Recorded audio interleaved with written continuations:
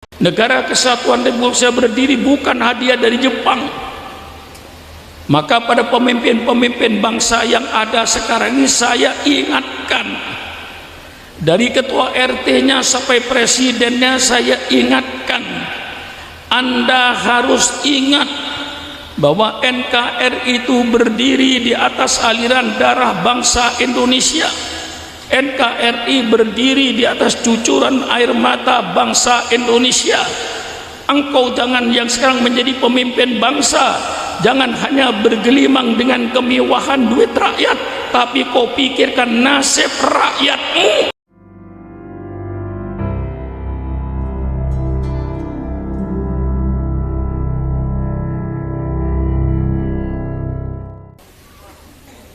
Saya sudah umur 85 tahun. Pak Wali Kota nggak usah curiga dengan saya.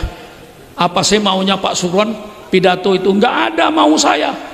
Mau jadi gubernur sudah ketuaan. Mau jadi wali kota sudah ketuaan. Mau jadi apa saya ini? Mau jadi DPR ketuaan. Jadi presiden ketuaan. Umur sudah 87 tahun. Yang ada bagi saya kuburan. Jangan sampai saya meninggalkan dunia ini, saya meninggalkan kedoliman dan meninggalkan ketidakadilan. Saya masuk liang kubur, saya tinggalkan keadilan, saya tinggalkan kejujuran. Maka itu saya bicara dengan jujur. Kapan kita punya pemimpin sidik, amanah, tabligh, fatona, sebagaimana dibayangkan dalam Islam? Kapan Kiai punya pemimpin begini, Kiai? Hah? Adu dengan tata negara yang lain. Saya tantang, tolong apa ada tata negara yang lebih bagus daripada Islam tentang kriteria pemimpin sidik, amanah, tabligh, fatona? Tolong carikan pemimpin yang lebih bagus daripada ini. Insya Allah tidak ada. Hanya Islam yang punya. Pemerintah mau makai persilakan, tidak mau makai persilakan. Yang penting Syukron Makmun sudah menyampaikan, inilah liyudhirahu ala dini kullih, untuk saya perlihatkan peradaban Islam ini di tengah-tengah bangsa Indonesia ini. Pemilihan pemimpin subhanallah, maaf, pemilihan langsung tidak sesuai dengan Islam dan tidak sesuai dengan Pancasila. Buktinya dalam Pancasila dikatakan kedaulatan rakyat yang dipimpin oleh hikmah kebijaksanaan dalam permusyawaratan perwakilan. Yang milih bupati itu DPRD, bukan rakyat yang tidak tahu. Tukang sayur yang gelar tikar di tepi jalan, jual tomat, jual terong, disuruh milih pemimpin, sedangkan dia itu tidak tahu siapa yang layak jadi pemimpin. Yakin tidak tahu? Betul apa tidak? Betul apa tidak? Orang yang tidak tahu siapa yang layak jadi pemimpin disuruh memilih pemimpin, otaknya tidak waras. Yang milih pemimpin, kata Imam Mawardi, yang milih pemimpin itu orang yang tahu siapa yang layak jadi pemimpin, itu yang milih pemimpin. Insya Allah DPRD yang layak untuk memilih bupati, DPR pusat dan MPR yang layak memilih presiden. Jangan diserahkan kepada rakyat langsung, itu bertentangan dengan Pancasila dan itu bertentangan dengan agama Islam. Pemilihan langsung, Syukron Makmun sampaikan, saya tidak akan meninggalkan kedoliman sebelum saya masuk liang kubur. Ini saya sampaikan. Persilakan yang mau membantah. Kalaupun Syukron Makmun panggil ke istana, saya datang, ayo musyawarah. Mana yang terbaik untuk bangsa ini? Saya menginginkan yang terbaik. Pemimpin sidik, amanah, tabligh, fatonah. Jangan milih pemimpin yang pelongo-pelongo, pemimpin yang tidak ngerti persoalan. Setiap ada pertanyaan dilempar kepada orang lain karena dia tidak bisa menjawab. Mari kita jujur.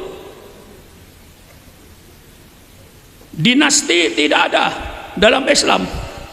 Rasulullah wafat, bukan Sayyidina Ali penggantinya, bukan Siti Fatimah penggantinya, Abu Bakar. Dan Abu Bakar dipilih secara demokrasi.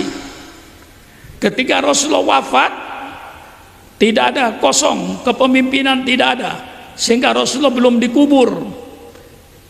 Kaum Muhajirin, kaum Ansor kumpul di Saqifah Bani Saidah. Dia merasa yang berhak untuk menjadi pengganti Rasulullah kaum Ansor. Datanglah Abu Bakar, Ubaidah dengan Sayyidina Umar menjelaskan bahwa kepemimpinan al-a'immatu li Quraisyin untuk di daerah Saudi Arabia, pemimpin itu orang Quraisy, karena orang Quraisy itu suku yang sangat dihormati dan terhormat. Akhirnya apa? Kaum Ansor menyerah. Abu Bakar narik tangannya Sayyidina Umar, dibeat untuk jadi pengganti Rasulullah. Subhanallah, subhanallah. Umar menjawab, Kiai, hai Abu Bakar, tidak pantas saya jadi pengganti Rasulullah kalau engkau masih hidup. Ada nggak kira-kira orang yang begini sekarang? Ada kira-kira Pak Wali Kota orang yang begini? Tidak ada.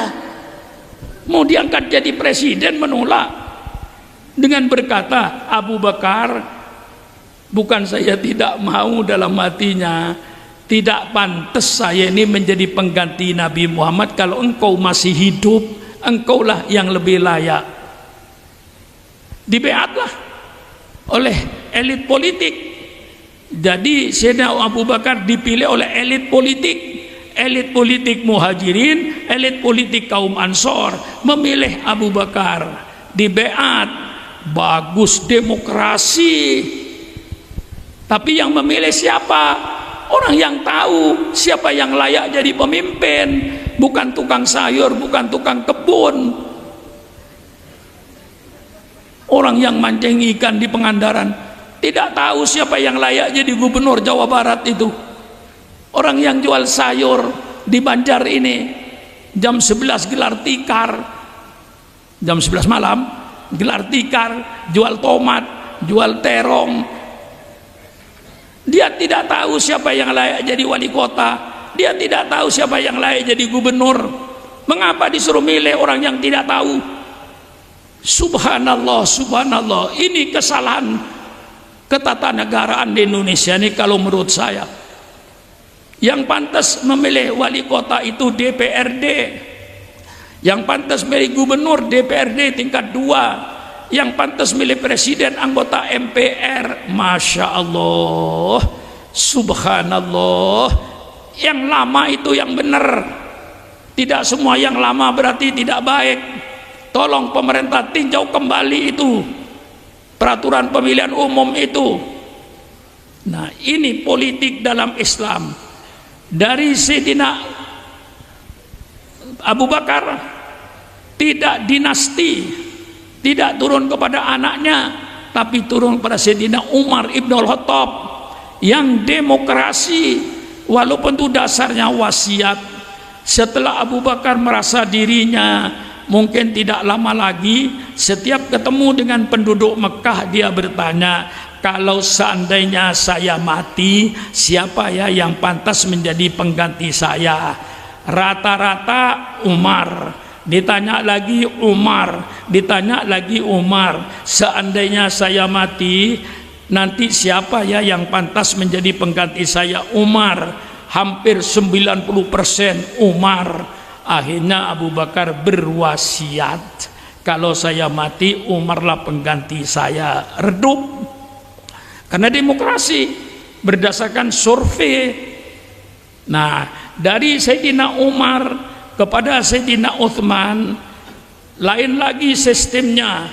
Inilah sistem dalam Islam. Boleh memilih cara memilih pemimpin.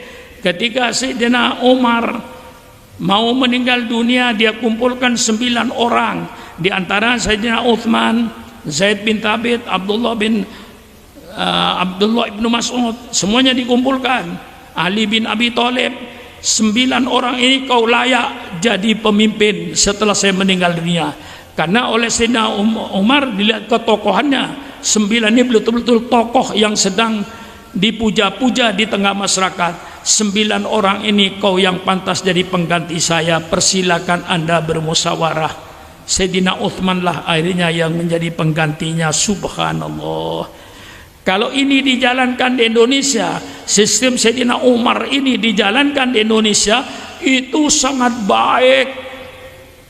Ambil Sayyidina Umar. Kalau ngambil Sayyidina Umar, semua ketua umum partai politik itu calon presiden. Tidak usah mengambil dari keluar, tidak usah model-model koalisi yang membingungkan. Partai politik sudah berkoalisi bertahun-tahun, memilih wakil presiden dan presidennya, tiba-tiba hari hanya buyar koalisinya, bingung yang di bawah ini. Betul apa tidak? Ini terjadi, yang saya katakan ini bukan omong kosong. Ketua umum yang tidak siap jadi presiden, bubarkan partainya. Itu namanya partai calo, partai makelar. Apa? Betul apa tidak? Ketua umum siap jadi presiden. Kalau ada partai politik 9 calon presiden, nggak usah mencari presiden, nggak usah mencari, cukup ketua umum partai politik, dan itu demokrasi. Karena ketua umum dipilih oleh muktamar, ketua umum dipilih oleh kongres, betul-betul demokrasi. Kemudian semua ketua umum partai politik calon presiden, pilih 3. Setelah pilih 3, pilih 1. Yang 1 jadi presiden, yang nomor 2 jadi wakil presiden, yang nomor 3 jadi menteri. Boleh milih sendiri, demokrasi, guys. Akur semuanya. Anggota DPR tetap anggota DPR. Ini biasanya kiai salahnya di Indonesia, kalau partainya sudah berkoalisi dengan pemerintah, lalu DPR-nya jadi bebek. DPR-nya jadi bebek, tinggal stempel. Mestinya tidak. Berkoalisi biar menterinya dari partainya, katakan saya partai A, menteri agamanya partai A, kalau salah tetap partai ini koreksi, jangan dibiarkan. Ini biasanya tidak, kalau partainya sendiri dibela walaupun salah. Inilah rusaknya politik di Indonesia. Kalau sudah berkoalisi dengan pemerintah, lalu di DPR menjadi bebek semuanya, tinggal stempel, tanda tangan. Ini rusaknya negara. Saya perbaiki. Inilah yang terjadi sekarang ini, Kiai. Nah, cara milih pemimpin sangat bagus. Lalu sekarang tujuan mendidik negara apa? Tujuannya membuat negara ini, tujuannya baldatun thayyibatun wa rabbun ghafur. Negara yang aman, tentram, sejahtera. Ini yang menjadi cita-cita. Dalam Islam, untuk menuju baldatun thayyibatun ada 4 pilar. Hai pemerintah Republik Indonesia, Anda mau makai persilakan, Anda tidak mau makai syukron makmun, tidak menyesal. Saya cuman menyampaikan, kalau ingin menuju baldatun thayyibatun rabbun ghafur, saya baca dalam revolusi politik yang dipimpin oleh Umar ibn Abdul Aziz. Umar ibn Abdul Aziz mengatakan revolusi politik dalam Islam yang asalnya pemimpin negara berdasarkan keturunan, sekarang pemimpin negara harus kembalikan kepada rakyat. Nah, dalam kitabnya untuk menuju baldatun thayyibatun wa rabbun ghafur, negara sejahtera, negara aman tentram, negara di bawah keridhaan Allah. Bagaimana caranya? Ada 4. Pertama, wasawirhum fil amri. Hai Muhammad, engkau nabi. Hai Muhammad, engkau rasul.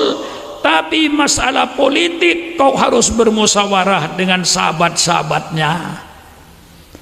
Dipraktekkan Rasulullah ketika perang Uhud. Diadakan musyawarah perang dalam kota atau perang luar kota. Kalau perang dalam kota, maka banyak korban-korban sipil yang akan menjadi korban. Tapi kalau korban di luar kota, yang jadi korban hanya tentara. Diputuskan musyawarah perang di luar kota, terjadilah perang Uhud. Nabi Muhammad yang nabi diwajibkan musyawarah, apalagi yang bukan nabi. Presiden bermusyawarah, sultan bermusyawarah, kemudian khalifah bermusyawarah, raja bermusyawarah. Jangan ada keputusan pribadi, jangan ada peraturan yang keluar dari pribadi. Peraturan presiden, keputusan presiden dalam Islam tidak benar. Keputusan presiden berdasarkan musyawarah, peraturan presiden berdasarkan musyawarah. Kalau ada peraturan keputusan pribadi, ini nanti lama-lama korupsi akan di Indonesia kalau syariat Islam berjalan. Syukran mau bicara. Kalau bangsa Indonesia termasuk pejabat pemerintahnya sudah tidak mau makan barang haram, tidak mau baju haram, tidak mau rezeki haram, insya Allah korupsi tidak usah diberantas, hilang dengan sendirinya. Selama bangsa Indonesia termasuk pejabat pemerintahnya masih mau makan barang haram, masih mau makan barang najis, jangan mimpi korupsi akan habis. Bikin 100 KPK, korupsi akan lebih lancar. Saya bicara. Bagaimana kira-kira Pak Polisi? Kalau masih mau makan barang haram, bagaimana kita melakukan korupsi? Kalau semua pejabat termasuk rakyatnya sudah tidak mau makan barang haram, jangan lewat di tenggorokan saya ini rezeki yang haram, baru korupsi hilang dengan sendirinya tanpa diberantas, Kiai. Peradaban Islam, peradaban Islam dalam politik. Ini yang Kiai pada takut untuk bicara politik. Heran saya, Rasulullah itu pimpinan politik, dia pemimpin negara, pemimpin negara Madinah. Apa benar itu negara? Benar. Syarat negara ada 4. Pertama ada teritorial atau daerah yang dikuasai, kota Madinah dan sekitarnya. Yang kedua ada penduduk Madinah yang pluralistik, bermacam-macam suku dan bermacam-macam agama. Jangan bangsa Indonesia yang bilang pluralistik. Rasulullah di Madinah menghadapi masyarakat yang pluralistik seperti di Indonesia ini. Rasul bisa menyatukan bangsa yang berbeda-beda dan agama yang berbeda-beda dengan satu piagam yang namanya piagam Madinah. Alhamdulillah di Indonesia, negara dapat menyatukan bangsanya yang bermacam-macam suku, bermacam-macam agama dengan Pancasilanya. Rasulullah bisa menyatukan penduduknya yang bermacam-macam suku dan agama dengan namanya Mitsaqul Madinah, piagam Madinah. Rasulullah mengatur, penduduk ada, daerah ada, pemimpinnya ada. Pemimpinnya Rasulullah Sallallahu Alaihi Wasallam. Undang-undangnya ada yang dipakai Al-Quran dan Sunnah Rasulullah. Maka ketika Bung Karno mengumumkan kemerdekaan, itu Indonesia belum sah karena kurang satu, undang-undang tidak ada. Yang ada teritorial Indonesia, bangsa Indonesia, pemimpinnya Bung Karno, undang-undangnya kagak ada. Maka segeralah dibentuk Undang-Undang Dasar 45 itu dulu sifatnya sementara, alhamdulillah jadi permanen. Setelah ada Undang-Undang Dasar 45 sah sebagai negara.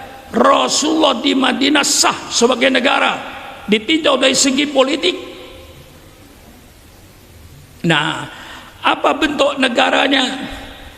Allah Subhanahu wa taala yang Maha mengetahui bahwa negara itu tidak bisa satu bentuk. Islam tidak mementingkan bentuk negara. Mau bentuk kerajaan seperti Saudi Arabia, persilakan. Al-Quran tidak menentang.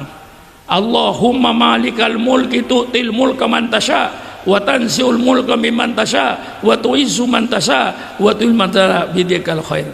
Kerajaan. Mau berbentuk kesultanan, persilakan. Seperti Sultan Brunei, Sultan Johor, dan seterusnya di Malaysia berbentuk kesultanan, persilakan. Waj'alni min ladunka sultanan nasira. Mau berbentuk khilafah, persilakan. Ya Daud, inna ja'alnaka khalifatan fil ardi. Bentuk khalifah, bentuk khilafah, pemimpinnya bernama khalifah. Mau berbentuk republik kayak Indonesia, persilakan. Pemerintahan di tangan rakyat, wa amruhum syura bainahum, pemimpinnya namanya presiden. Bagi Islam, bentuk negara tidak penting. Bentuk gelas tidak penting. Mau gelas berbentuk bulat persilakan, berbentuk panjang persilakan, berbentuk segi empat persilakan. Bentuk gelas tidak penting. Yang penting isinya gelas. Nah, bentuk negara tidak penting menurut Islam. Mau kerajaan kayak mau kesultanan, mau khilafah, mau republik, persilakan. Yang penting isinya.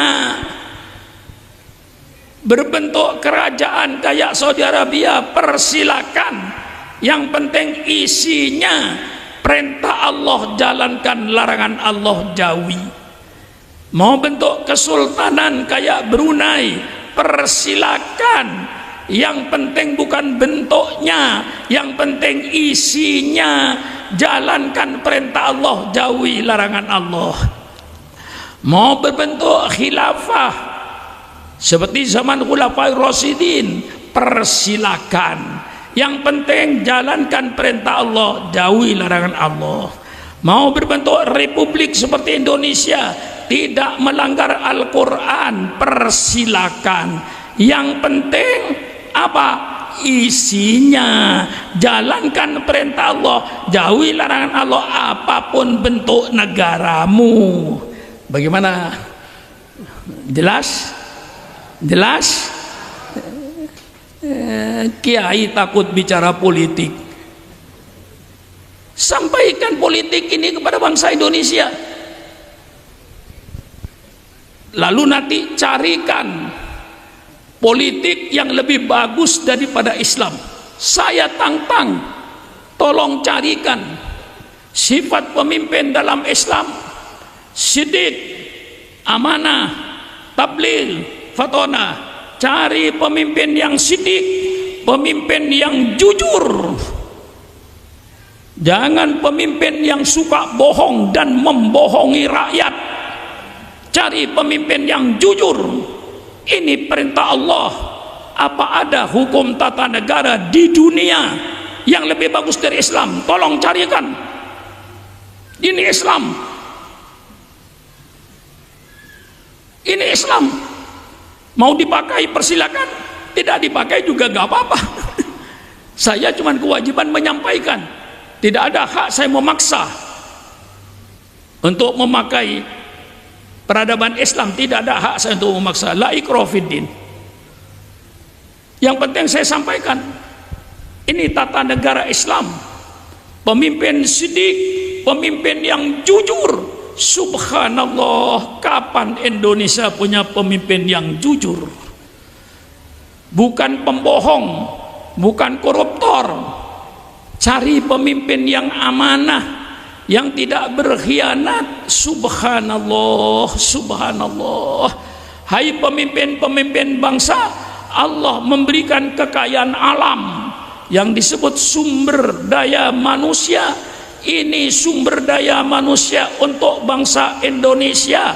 Hai pemimpin-pemimpin bangsa, engkau jangan berkhianat. Kekayaan alam Indonesia tidak dinikmati oleh bangsa Indonesia, bahkan dijual kepada bangsa-bangsa asing. Bangsa asinglah yang banyak menikmati kekayaan Indonesia ini. Pemimpin yang jujur, kekayaan alam ini untuk bangsa Indonesia. Subhanallah, saya paling ngeri di Irian, Papua, Pak. 2 gunung emas sudah habis dibawa oleh Amerika.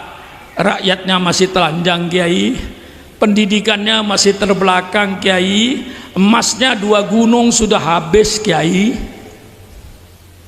Ini fakta. Masih pakai koteka sebagian, Kiai. Pendidikannya masih tidak seperti kita. Emasnya 2 gunung sudah habis dibongkar oleh Amerika. Yang dulu janjinya itu tembaga, tapi nyata bukan tembaga, Kiai. Emas. Subhanallah. Cari pemimpin yang amanah, yang tidak menjual kekayaan alam ini untuk bangsa asing. Kekayaan alam ini untuk bangsanya sendiri, dinikmati oleh bangsa sendiri, dikelola oleh bangsa sendiri. Inilah pemimpin yang amanah, terpercaya, bukan pemimpin pengkhianat. Ini Islam, Kiai. Cari pemimpin tabligh yang transparan, yang jujur, yang tidak menyimpan kebohongan. Itu namanya tabligh, menyampaikan kebenaran, bukan menyampaikan kebohongan, bukan menyampaikan penipuan. Yang keempat, pemimpin itu fatonah. Cari pemimpin yang cerdas, Kiai. Jangan mencari pemimpin yang pelongo-pelongo. Cari pemimpin yang cerdas. Pemimpin yang tidak cerdas, Kiai, kalau ditanya orang, jawabannya dilempar sama orang lain. Itu menunjukkan pemimpin bodoh, Kiai. Contoh yang kecil, Pak Wali Kota Sukron Makmun. Saya pemimpin pondok pesantren Darul Rahman. Kalau ditanya, Pak Kiai, kurikulum apa yang dipakai? Oh, Darul Rahman ini mempergunakan 2 kurikulum. Kurikulum Pondok Modern Gontor Ponorogo dan kurikulum Salafiyah Pondok Salafiyah Pesantren Sidogiri Pasuruan, karena saya mengalami 2 pondok ini. Saya jawab, saya pimpinan. Kalau ada orang tanya sama saya, Pak Kiai, bagaimana kurikulum Darul Rahman? Jangan tanya saya, tanya sama kepala sekolah. Itu berarti Sukron Makmun goblok. Pemimpin harus menjawab dong. Jangan diserahkan sama orang lain. Orang lain itu bukan pemimpin. Bagaimana Kiai, bagaimana Pak Sukron soal dapur? Saya jawab, Kiai, soal dapur di Darul Rahman ini saya atur. Yang penting santri tiap hari harus ada sayuran. Apa sayur bening, apa sayur asem, apa sayur lodeh. Santri tempe tahu, tapi 1 minggu makan telur, 1 minggu makan daging. Harus ada. Ini dapurnya Darul Rahman Jakarta. Saya jawab karena saya pemimpin. Jangan ditanya bagaimana Kiai soal dapur di Darul Rahman. Jangan tanya saya, tanya kepala dapur, karena saya goblok. Pemimpin itu langsung jawab dong. Apalagi pemimpin tertinggi, dia yang berkuasa. Ditanya agama jawab, tanya ekonomi jawab, tanya ini jawab. Cari pemimpin yang cerdas, jangan mencari pemimpin yang pelongo-pelongo. Bagaimana? Ini Islam, bukan Sukron Makmun. Siddiq, amanah, tabligh, fatonah, bukan Sukron Makmun. Islam punya peradaban dalam politik. Masya Allah, hebatnya pemimpin. Kapan Indonesia punya pemimpin siddiq, amanah, tabligh, fatona, Kiai? Kapan, Kiai? Kadang-kadang seolah-olah ganti pemimpin hanya ganti perampok,